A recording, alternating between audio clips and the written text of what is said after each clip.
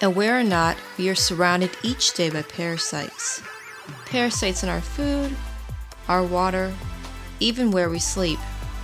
Most of these parasites, however, are not an issue, as the immune system can usually keep them in check. Unfortunately, sometimes parasites can become an issue or contribute to various health problems. Hi, I'm Tonkin ND, a naturopathic doctor whose heart is to help others on their journey to abundant health. Thank you for joining me on the Healthy Solutions for All YouTube channel for today's episode, What's Eating You? Types of parasites and alternative options to helping the body eradicate them. So what is in fact a parasite? Well, parasite is actually an organism that lives off a host. And parasites feed off our tissues, our food supply, and even our very own supplements. Once inside the body, parasites can settle anywhere, and they usually choose an organ or system that is already weakened. And recent studies believe that at least 85% of Americans have at least one form of parasite living in their body. And that has people scratching their heads thinking, how can this be? Well, parasites are actually found worldwide and can be found in the water we drink, the food we eat, the clothes we wear, and even the beds we sleep in. In fact, our household pets may be infected carriers. Now, many people wonder, how can parasites live in my body without my knowledge? Wouldn't I know if I had parasites? The answer to this question is not necessarily. Parasites are in fact intelligent organisms with a purpose to survive. They are capable of maintaining a low profile so as to go undetected. And there are many symptoms associated with parasitic infections, many of which are accepted as just part of the normal aging process, such as low energy, allergies, weight gain or loss, joint aches and pains, skin rashes, and digestive issues such as bloating, gas, constipation, and diarrhea. When these symptoms occur, our thought process is to look for a labeled disease, as most would never suspect parasites as being part of the problem. To further complicate the issue, traditional testing has not proven very accurate. Of the over 1,000 types of parasites that may be present in the human host, laboratory testing can only diagnose about 40 to 50 types. That means that there's a real possibility that about 95% of parasites that are present in the body will never ever be detected, and therefore not properly diagnosed or treated. So there are two main types of categories of parasites. There's a large parasite, which are primarily worms, and also small microscopic parasites. Now, the microscopic parasites are more insidious because of their ability to burrow into muscle, bone, or joints. In addition, they feed off waste products nutrition, and they can feed off calcium linings on the bones and the protein coating on the nerves. And because they're actually living organisms, they excrete their own toxic byproducts, which cause further stress on the immune system.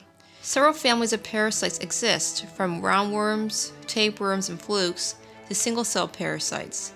And in each of these groups, there are many subcategories of other parasites.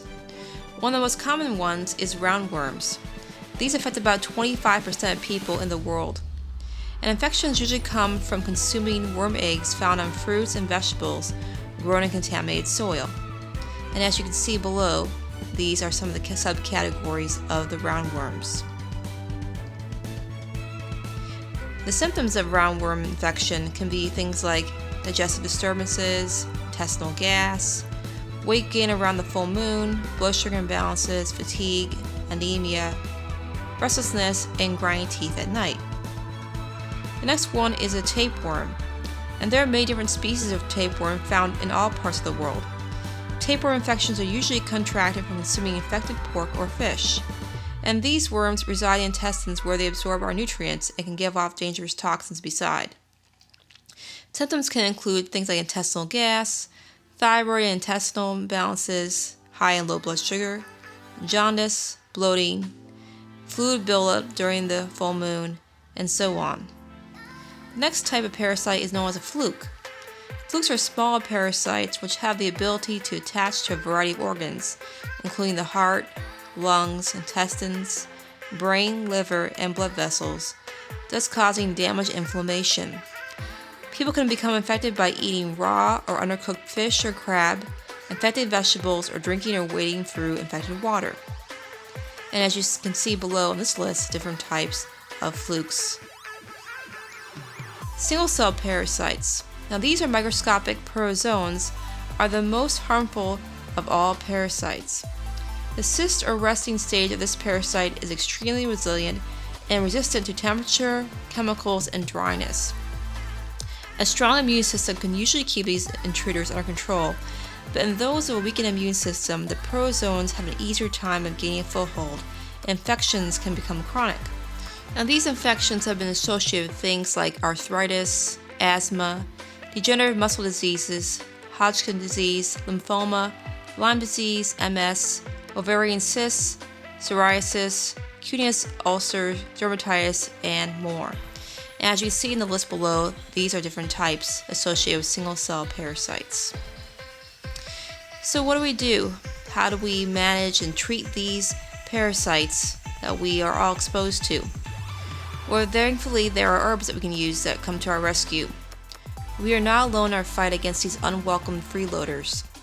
There are powerful, effective herbs that naturally eradicate parasites of all kinds. And because parasites tend to reproduce during a full moon, it is wise to start a parasitical program treatment a week prior. The first herb we're going to talk about is wormwood.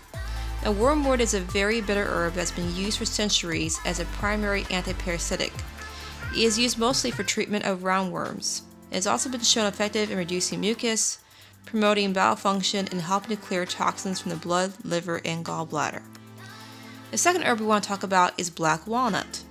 Now, black walnut, especially the hulls or outer shell, has been used for centuries as an antifungal, antiviral, and antiparasitic agent. The fruit, leaves, and bark offer many health benefits, and black walnut is an excellent source against fungal and parasitic infections.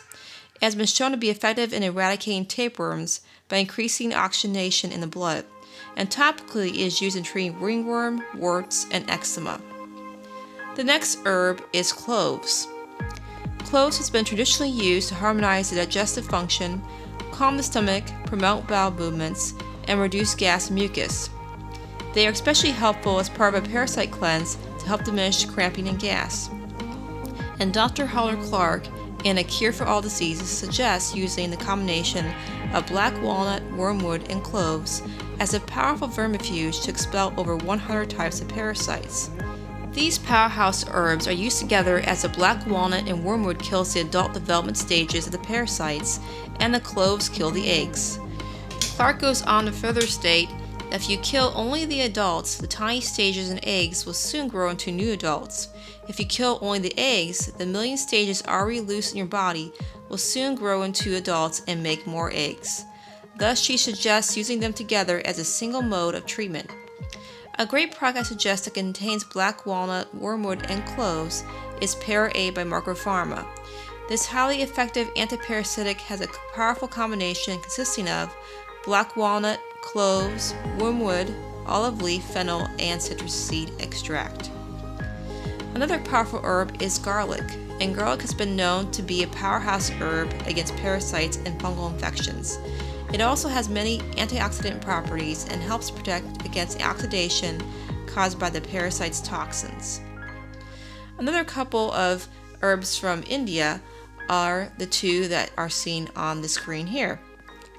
They have shown to have a wide range of antiprotozoal, antiamoebic, and antibacterial activity, and they have also shown effectiveness against protozoa such as Giardia and Amoeba. These two herbs can be found in a powerful formula from premier research labs known as ParaStat. Now, there are many other herbal combinations on the market today to help eradicate various parasite infections. And while most are beneficial, there can be others, while not harmful, may not provide the results that you're looking for. So it's my recommendation, therefore, that one looks for an herbal parasite formulation that has been formulated by a healthcare practitioner or master herbalist, and if possible, that the formulation come from organic and wild-crafted herbs. Also, there is some controversy about the herb wormwood, as it has the potential to be a neurotoxin in the body. While this can be of concern if taken in small amounts and for a short period of time, the benefits of wormwood seem to outnumber its potential side effects when dealing with eradicating parasites. The choice, of course, is up to you and your healthcare practitioner and what you feel is appropriate for your body. On that note, there are also a number of very good herbal combinations that do not include wormwood in their lineup, but seem to be effective in helping the body eliminate parasite issues. One brand that I recommend is by the Life Tree and their cleanse called Purify. Although dealing with parasites can be troubling at times, supporting the body with herbal combinations designed to eradicate parasites can go a long way in assisting the body in recovery from health issues and also helping to prevent new ones from occurring. Thank you so much for joining me today on the Healthy Solutions for All YouTube channel. Please feel free to like, comment, subscribe. And if you have any questions or comments, please feel free to check out our website at healthysolutionsforall.com. Thank you so much again, and may the Lord bless you, keep you, and make His face shine upon you. Until next time.